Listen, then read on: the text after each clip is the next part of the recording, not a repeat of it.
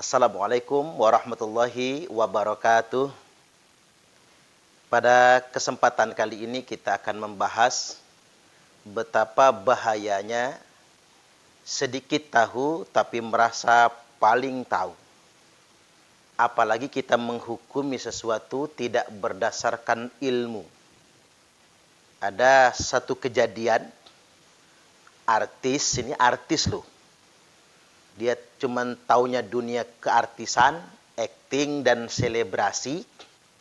Karena dia sosok selebritas, tiba-tiba hijrahnya hijrah dadakan. Lalu kemudian dia berani berhukum, sampai-sampai melontarkan pernyataan, membaca Al-Fatihah untuk orang mati itu tidak diperkenankan. Nah, ini pelajaran bagi kita, ternyata merasa tahu atau sedikit tahu tapi sok tahu itu sangat beresiko sekali. Juga saya ingin ingatkan kepada siapapun yang ingin hijrah, yang tadinya maksiat menjadi taat, yang hendak bertaubat kepada Allah, hijrah Anda bagus. Tapi ketika ada hijrah, lalu Anda merasa lebih baik dari orang lain, ketika Anda sudah taat, seakan-akan Anda sudah ada di pihak yang benar, lalu menyalah-nyalahkan orang lain yang sejak awal juga bukan ahli maksiat, ada yang salah dengan cara hijrah Anda. Maka hati-hatilah dalam belajar, karena orang itu tergantung gurunya.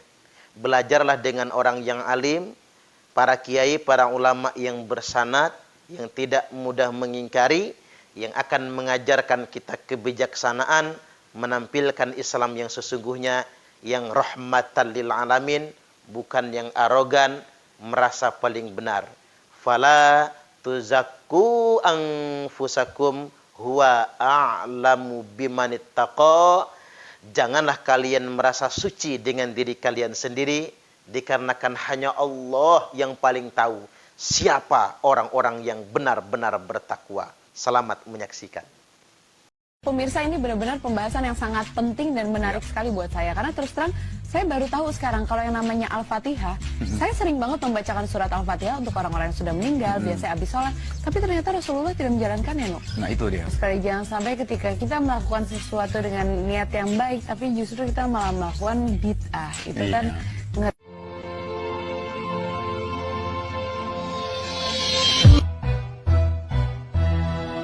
Astaghfirullah. Al-Fatihah dibacakan untuk orang mati. Apakah juga boleh Al-Fatihah itu dikirimkan atau dibacakan buat diri kita sendiri? Jawabannya boleh. Mengapa boleh? Karena Nabi Sallallahu Alaihi Wasallam bersabda, Al-Fatihatu lima quri'at lahu. Al-Fatihah itu tergantung niat yang membacanya. Jadi tergantung niat yang membaca. Jadi Al-Fatihah itu multifungsi. Al-Fatihah dibacakan buat orang sakit, bagus. Al-Fatihah dibacakan buat yang sedang safar haji sebagai doa, bagus. Al-Fatihah dibacakan buat mendoakan orang mati, bagus. Mendoakan mayit di kubur, bagus. Al-Fatihah dibacakan untuk mendoakan diri kita sendiri atas kesehatan diri kita, keselamatan diri kita, kelancaran rezeki kita, bagus semua. Karena begini, kalau Bapak Ibu baca fadilah surah Al-Fatihah di tafsir yang populer sajalah Ibnu Katsir. Sebelum membahas ayat per ayat, di situ ada fadilah surah Al-Fatihah. Dicantumkan sabda Nabi begini bunyinya, afdhalul dzikri la ilaha illallah wa afdhalud du'a ilhamdulillah ayil fatihah. Sebaik-baiknya zikir, seutama-utamanya zikir adalah kalimat la ilaha illallah, dan sebaik-baiknya doa adalah Al-Fatihah. Alhamdulillah itu nama daripada surah Al-Fatihah. Makanya kalau bahasa kitanya apa? Enggak ketang Fatihah jadilah kalau berdoa. Jadi Bapak Ibu, waktu mepet banget. Ya Allah, lancarkan rezeki saya. Al-Fatihah. Baca Fatihah jadilah. Ya Allah, ampunilah dosa bapak saya. Al-Fatihah. Enggak ketang Al-Fatihah jadilah. Karena Al-Fatihah adalah doa yang paling utama. Jadi jangan kayak artis yang baru hijrah itu Pak Sampan. Dia mengatakan bid'ah ngirim Fatihah buat orang mati. Nah kacau gitu ya. Sekarang ini banyak orang hijrah dadakan. Mondok nggak pernah belajar, mak jelas siapa gurunya. Mentang-mentang jadi artis ngomong bid'ah Pak. Jadi hati-hati sekarang ini banyak sekali kelompok-kelompok hijrah Bapak Ibu yang gak jelas keilmuannya tapi berani berfatwa.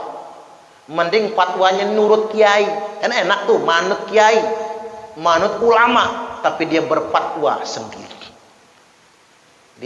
Kita harapkan mereka mau belajar lah. Atau begini saja, modal buat orang awam tuh begini, kalau kita belum tahu dalilnya jangan ngomong gak ada dalilnya. Dan kalau kita belajar sama guru, kata guru A itu salah, belum tentu benar-benar salah. Karena itu penafsirannya terhadap Al-Quran dan hadis. Hati-hati. Apalagi dalam Islam ini sudah ada fikihnya. Fikih itu ada madhabnya. Kita gak mungkin kan ngolah fikih sendiri, menetapkan hukum sendiri. Kita ikut ulama semua. Emang siapa kita kalau nggak ikut ulama? Jadi begitu penegasannya. Boleh Pak Sampan, bagus. Kalau kita nggak sempat betul, minimal berdoalah dengan surah Al-Fatihah. Ini perlu saya tegaskan bahwasanya orang yang baru sedikit tahu tapi sok tahu. Tahu sedikit listrik ngotak-ngatik, awas kesetrum. Bisa nyupir dikit Pak, ngebut nomor. Sama kayak agama, tahu cuman kulitnya udah berani berfatwa. Bahaya.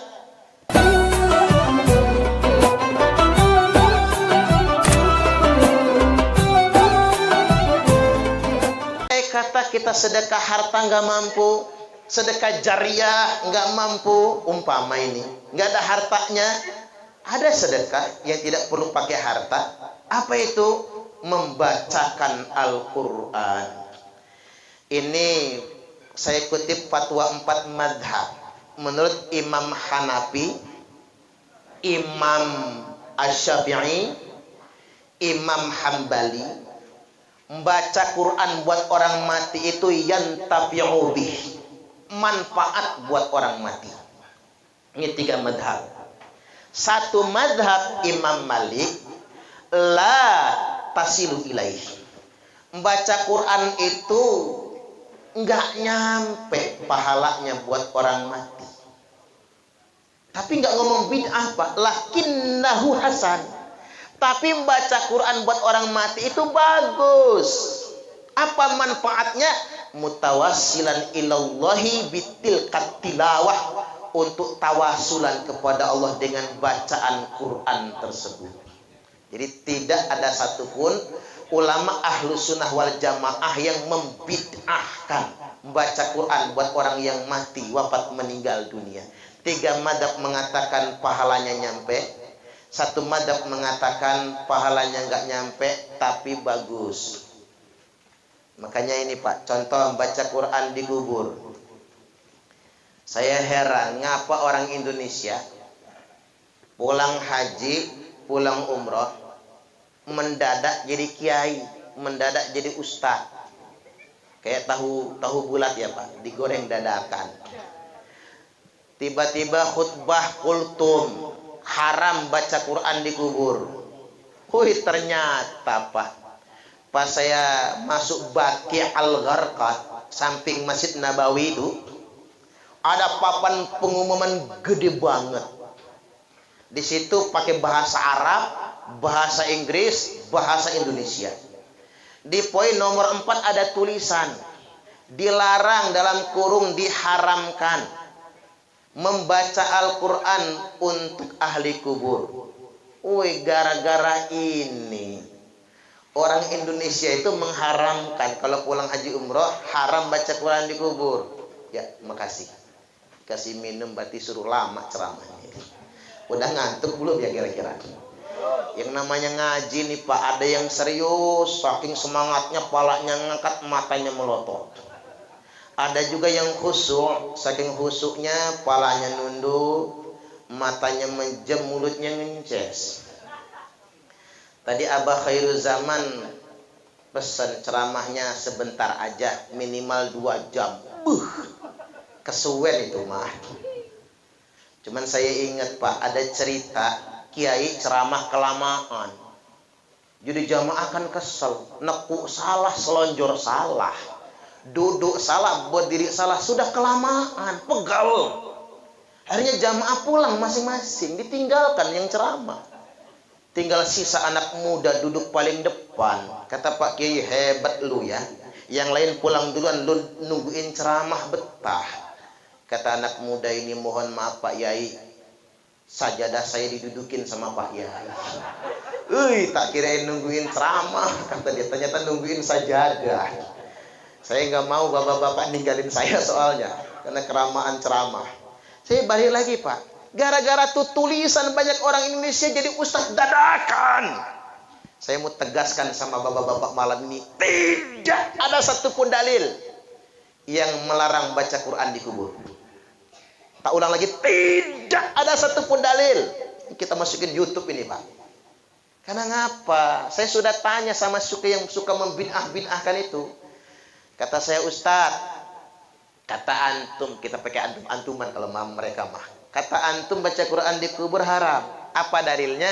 Oh sahih kata dia.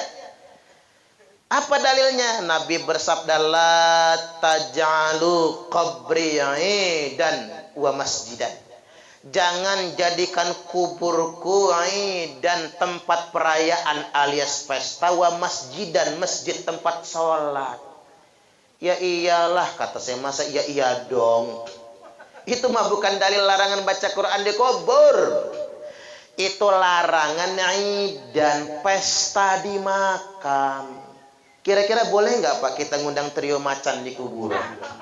Suruh nyanyi iwak peyek nasi jago. Awas. Karena kutuk kita sama ahli kubur. Artinya berpesta, bersenang-senang, walimah di makam. Berpesta di makam. Umpama bukannya ke laut malah ke makam, makam-makannya. Kecuali yang gali kuburan ya Pak, boleh. Penggali kuburan gak dikasih makan, kelenger lah. Artinya bersenang-senang di kubur, wa masjidan, dan menjadikan kubur sebagai masjid. Apa maksudnya? Zuhur dan bukannya ke masjid, malah ke kuburan. Kemana Kang? Sholat. Di mana? Di kuburan. Dah boleh. Sholatnya masih di masjid. Kecuali antara makom dengan masjid ada batasnya. Di samping masjid, di depan masjid, di belakang masjid boleh semua. Kan ada Pak yang mengharamkan sholat di masjid yang ada kuburan. Orang boleh. Yang salah itu sholat di makam, ngegelar sajadah di atas kuburan. Tapi kalau dengan makom, antara dengan makom dengan masjid itu ada garis batasnya, tidak masalah. Masjid Nabawi, makom Nabi Sallallahu Alaihi Wasallam, makom Abu Bakar dan Umar radhiyallahu anhuma, di dalam masjid boleh sholat di situ, nggak haram. Tiba-tiba orang Wahabi mengharam-haramkan kuburan dalam masjid, mengharam-haramkan sholat di masjid area makam para wali songo. Kebablasan. Dia nggak tahu kalau makam Nabi di dalam masjid. Itu bukan dalil larangan baca Quran di kubur. Nah, ada hadis sahih begini, sahabat bikin tenda biar hujan nggak kehujanan, panas nggak kepanasan, baca Quran. Tapi dia nggak sadar kalau itu pemakaman. Setelah dia sadar, dia membaca surah Al-Mulk. Kemudian dia mencari Rasul, ya Rasulullah, halak tuh celaka saya. Ngapa kata Nabi? Saya ini membaca Quran di kubur. Tapi saya nggak sadar kalau itu pemakaman. Apa kafarat penebus dosa bagi saya? Karena saya sudah membaca Quran di kubur. Jawab Nabi, balik maning. Pulang kamu ke kuburan tadi. Lanjutkan bacaan Quranmu sampai selesai. Karena bacaanmu mendatangkan ketenangan dan keselamatan bagi semua ahli kubur yang ada di sana. Subhanallah. Sunan Tirmidzi di juz yang kelima halaman 289 bi isnadin hasanin sahihin, dengan isnad yang hasan sahih. Tuh jelas dalilnya. Kita punya dalil baca Quran di kubur. Nah mereka nggak punya dalil. Makanya Imam Syafi'i berfatwa wa yustahabbu ayyuqra'a indahu syai'un minal Qur'an. Alangkah baiknya kita itu baca Quran di samping kubur. Wa in khatamul Qur'ana kana hasana, dan apabila dihatamkan Quran semua itu lebih baik lagi. Hataman Quran di samping kubur. Makanya Pak, para santri hataman Quran 40 hari 40 malam, 100 hari di kubur kiainya. Subhanallah. Itu karena sangat mendatangkan manfaat. Ya, kalau Quran 30 juz kepanjangan baca Yasin. Nah, bentar. Ada yang jepret ya?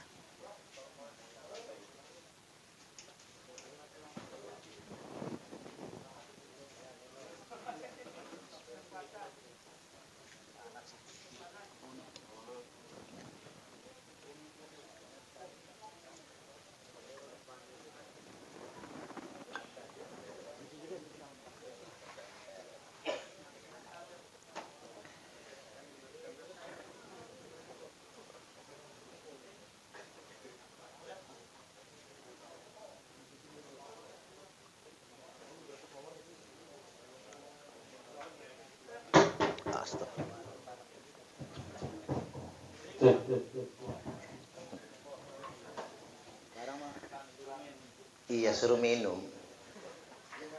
Masa ngomong terus ya Pak? Lanjut gak kira-kira? Lanjut.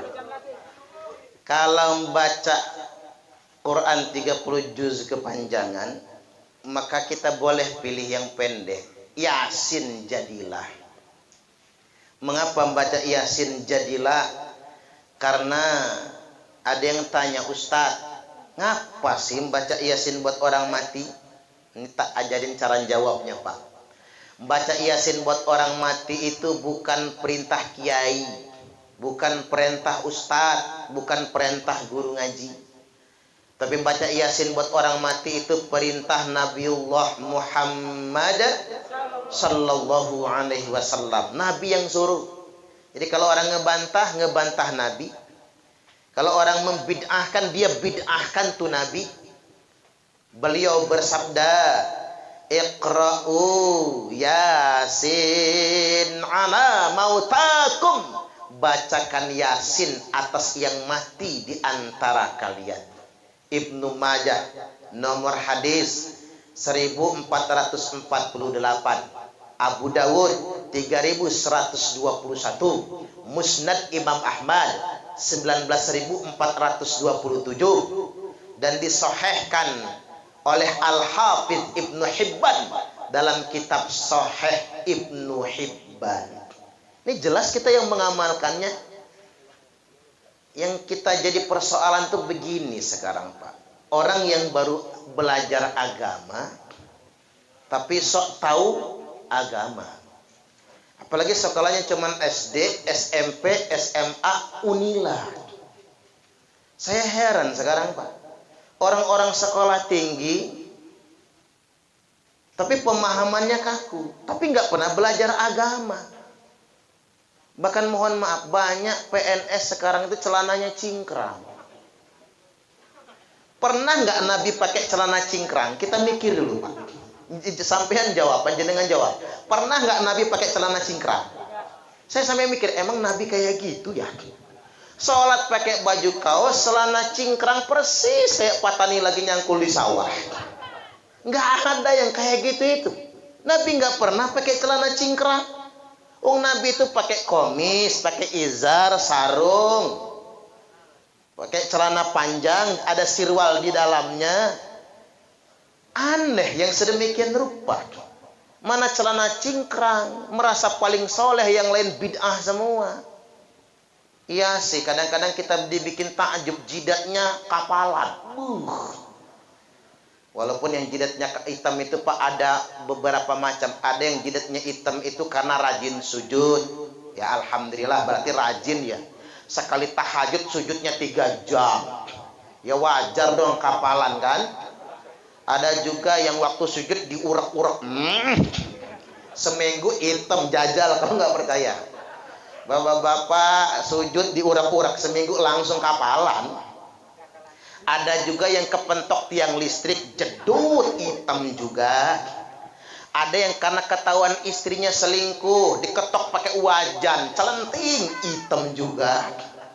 Ada juga yang disedot pakai alat bekam ya hitam juga. Ya bukan ukuran itu, bukan ukuran. Ini perlu saya tegaskan bahwasanya orang yang baru sedikit tahu tapi sok tahu. Tahu sedikit listrik ngotak-ngatik, awas kesetrum. Bisa nyupir dikit Pak, ngebut nomor. Sama kayak agama, tahu cuman kulitnya udah berani berfatwa. Bahaya. Makanya ada cerita Mukidi, tahu Mukidi enggak sih? Ya biar nggak terlalu serius ngajinya. Mukidi orang desa merantau ke kota.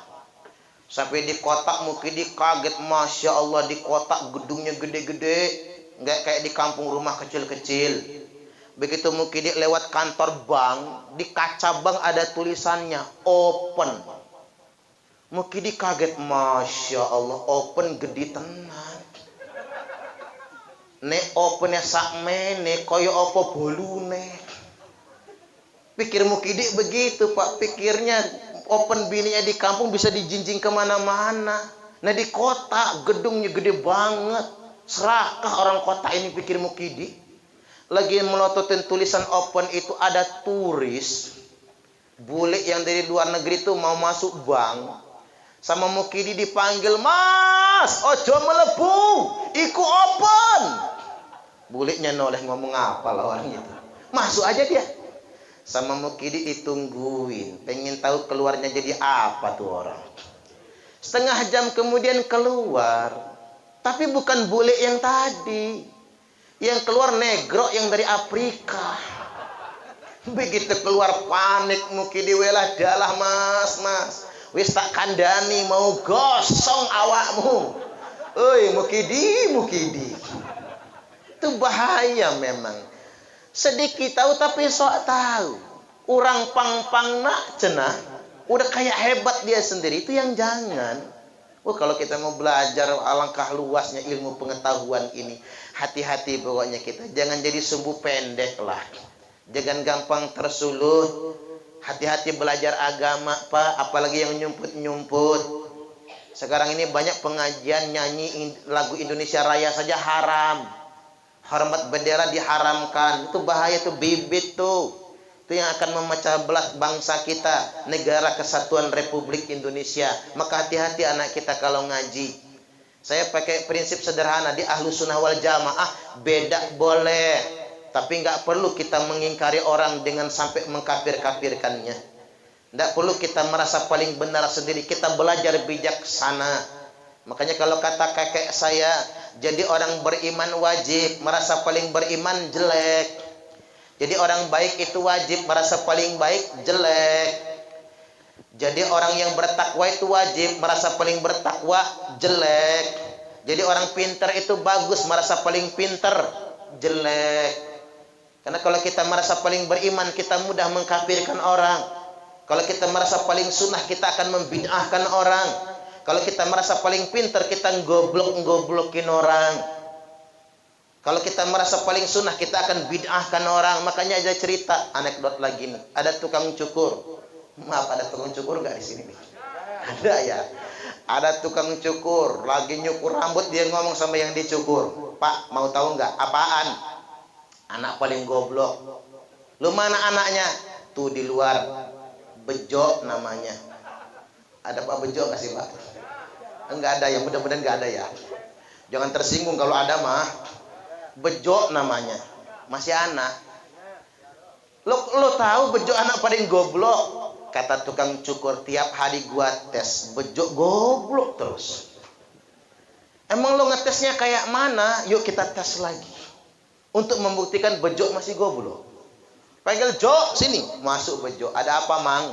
Sama tukang cukur ditawarkan, di tangan kanan uang 5.000, di tangan kirinya uang 1.000. Milih Jo, kata tukang cukur. Sama Bejo dipilih yang 1.000, bukan yang 5.000. Menang tukang cukur. Sambil nyengir dia ngomong kan, Bejo masih goblok kata dia. Ada yang 5.000 tapi dia pilih yang 1.000. Pikir yang dicukur, iya juga ya. Selesai cukur rambut dia keluar ketemu bejo. Tadi, Jok sini dulu kata yang dicukur. Ada apa Om? Ini sebenarnya duit berapa? 5.000 Om. Nah yang ini 1.000. Gede yang mana Jok? Ya gedean yang 5.000 lah Om. Kata dia, masa gedean yang 1.000? Loh kok lo tahu Jok? Tadi ngapain pilih yang 1.000 bukan yang 5.000? Bejo ketawa. Kata Bejo, oi Om, kalau gua pilih yang 5.000, berhenti mamang tukang cukur itu ngetesin saya. Tapi kalau saya pilih yang 1.000, tiap hari gua dites. Mending saya dapat 1.000, yang penting tiap hari. Daripada 5.000 tapi sekali. Kata yang dicukur, Pak, oh yang goblok. Tukang cukur, bukan Bejo taunya. Nah hidup itu begitu Pak. Teriak-teriak orang kafir, kita yang kafir nantinya. Ya, makanya kita nggak boleh dalam akidah ahlu sunnah wal jamaah, jangan mengkafir-kafirkan orang. Beda pendapat itu wajar, silakan. Karena itulah bibit perpecahan, bibit permusuhan. Makanya Timur Tengah perang terus. Gara-gara yang suka mengkafir-kafirkan ini. Biarkan itu perbedaan pendapat. Nah kita jelas ada hujahnya. Para kiai kita, para ulama mengajar kepada kita, nggak mungkin menyesatkan kita semua. Nah kalau Yasin yang 83 ayat juga masih kepanjangan, saya kasih yang agak males inilah. Membaca Al-Fatihah jadilah. Di tafsir Ibnu Katsir itu ada kutipan, Al-Hafiz Ibnu Katsir mengutip hadis Nabi tentang surah Al-Fatihah. Dikutip di situ apa kalimatnya? Afdhalul dzikri la ilaha illallah. Di hadis ini tidak pakai fa'lam annahu. Di hadis yang lain pakai fa'lam annahu la ilaha illallah. Tapi di hadis ini afdhalul dzikri la ilaha illallah wa afdhalud du'a ilhamdulillah ayil Fatihah. Jadi begini, sebaik-baiknya zikir, seafdol-afdolnya, seutama-utamanya zikir adalah kalimat la ilaha illallah. Dan seutama-utamanya doa adalah Al-Fatihah. Makanya kata Nabi Aisyah, kalau kamu yang mati duluan, aku akan doakan engkau dengan Al-Fatihah.